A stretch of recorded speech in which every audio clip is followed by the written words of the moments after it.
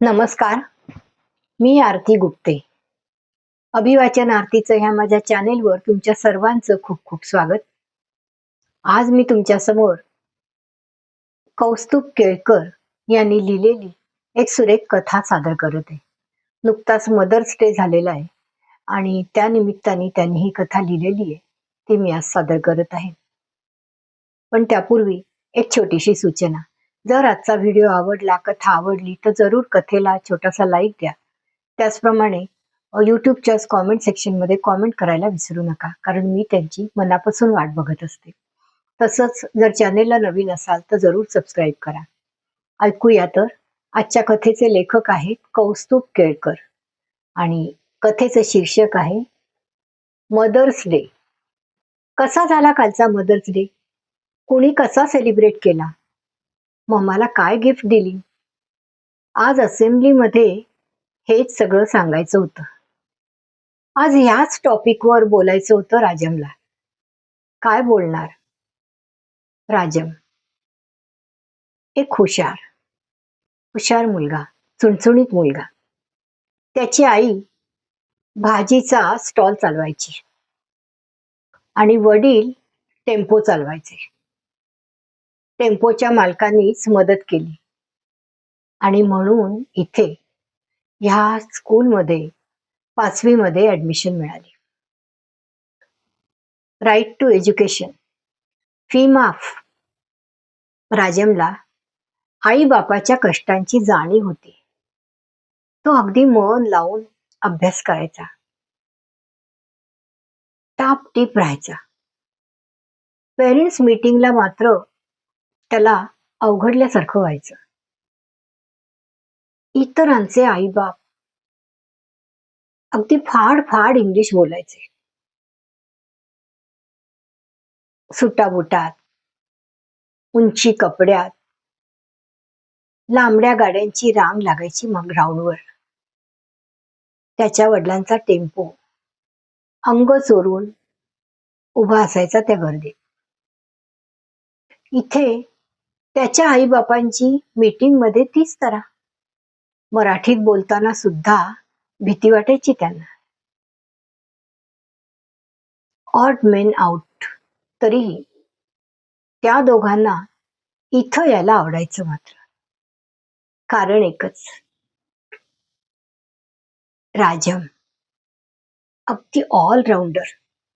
Sports, academics सगळीकडे number 1.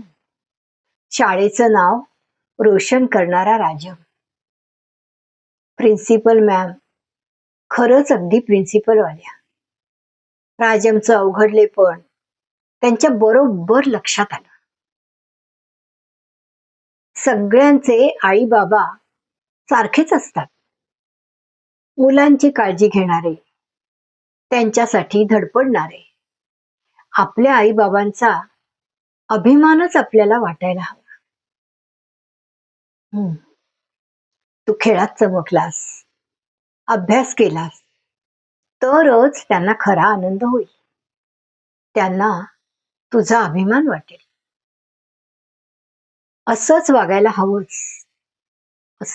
हवंच तू. छोटीशी बात, पण राजमला अगदी छान समजली. ह्या वर्षी बहुतेक राजम बेस्ट आउट गोईंग होणार. काय सांगत होतो? राजमला टेन्शन आलेलं. राजम छान बोलायचा, अगदी अस्खलित इंग्लिशमध्ये, एकदम कॉन्फिडेंटली. प्रॉब्लेम फक्त एकच होता, काय बोलायचं. काल मदर्स डे होता. हे राजमला ऍक्च्युली माहीतच नव्हतं. खरं तर असा दिवस असतो, त्या दिवशी आईला काहीतरी गिफ्ट द्यायची असते. हेच मुळी राजमला काहीच माहित नव्हतं. आधी माहित असतं तर आईला अगदी काहीतरी नक्कीच दिलं असतं. खरं तर मदर्स डेची कल्पना ही त्याला खूप आवडलेली. नेक्स्ट इयर अगदी पक्का. कालचा दिवस अगदी खूपच गडबडीत गेला, नेहमीच्या रविवार सारखा. 9 वाजेपर्यंत अभ्यास करून राजम स्टॉलवरती पळाला. वडील सकाळीच टेम्पो घेऊन गेलेले.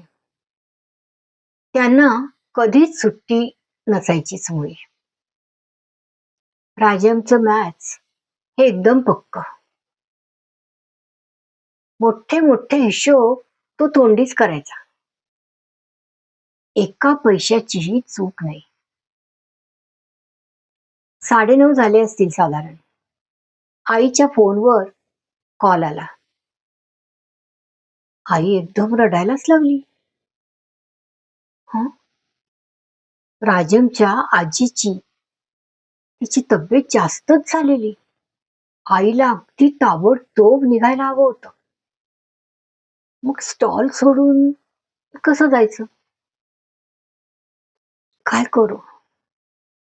राजम म्हणाला, नाही हो ना, मी सांभाळीन सगळं. अगदी नीट. शेजारच्या मावशीला लक्ष ठेवायला सांगितलं. आणि मग राजमची आई खडकीला पळाली. संडे हो या मंडे, इथे संडे किंवा संडे म्हणजे किंग असतो. भाजीच्या स्टॉलवर अगदी प्रचंड गर्दी. गोड बोलणं. गरज पडेल तेव्हा इंग्लिश सुद्धा. चोख हिशोब. ताजी निवडलेली भाजी. राजमने अगदी सगळं फार छान सांभाळलं. 12:30 पर्यंत श्वास घ्यायला सुद्धा त्याला फुरसत नव्हती. Time please. शेजारच्या मावशीनं दिलेला वडापाव बक्का बक्का खाल्ला. ती म्हाताऱ्या आजोबांची गंमत. 100ची नोट समजून आपली 500चीच नोट दिलेली. सुट्टे पैसे देईपर्यंत आजोबा अगदी पार रस्त्याच्या पलीकडे गेलेले. पोचले सुद्धा. मग पळत पळत त्यांना उरलेले पैसे नेऊन दिले. त्यांनी घेतलेला गालगुच्चा. राजम खुश. अतिक्रमणवाल्यांची गाडी. एवढासा राजम पण अधिकाऱ्यांशी अगदी न घाबरता बोलला. आमच्याकडे लायसन आहे आणि गाडी जी आहे ती गोलपाटच्या कंपाऊंड मध्ये आहे. रस्त्यावर अतिक्रमणात नाहीये काही.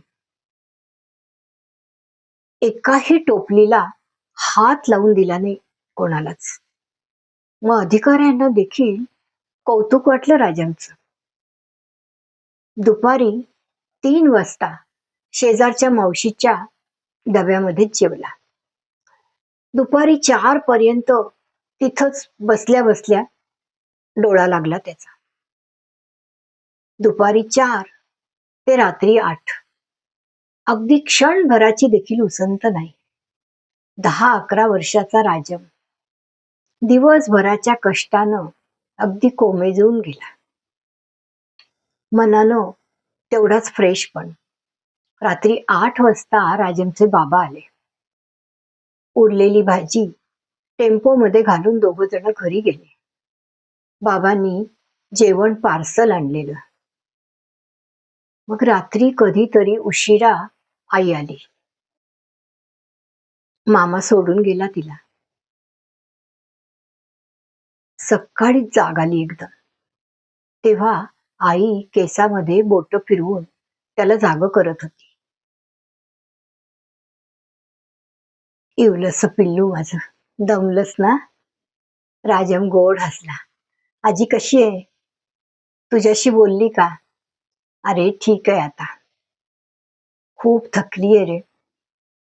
माझ्याशी बोलावंसं वाटलं तिला. म्हणून घाईघाईनं तिनं निरोप धाडला. मी गेले हे बरं झालं पण.